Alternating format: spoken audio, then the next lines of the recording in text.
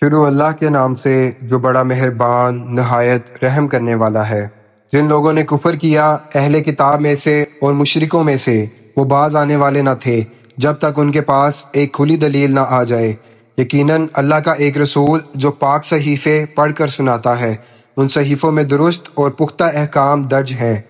اور اہل کتاب میں اختلاف نہ ہوا جب تک ان کے پاس واضح دلیل نہ آ گئی، حالانکہ انہیں حکم یہی دیا گیا تھا کہ صرف اللہ کی عبادت کریں،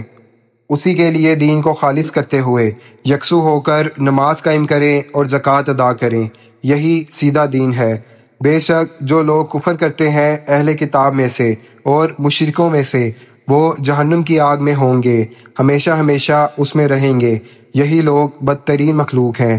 بے شک جو لوگ ایمان لائے اور نیک عمل کیے، وہی بہترین مخلوق ہیں، ان کا بدلہ ان کے رب کے ہاں ہمیشہ رہنے والی جنتیں ہیں، جن کے نیچے نہریں بہتی ہیں، وہ ان میں ہمیشہ رہیں گے۔ اللہ ان سے راضی ہوا اور وہ اللہ سے راضی ہوئے، یہ بدلہ ہے اس شخص کا جو اپنے رب سے ڈرتا ہے۔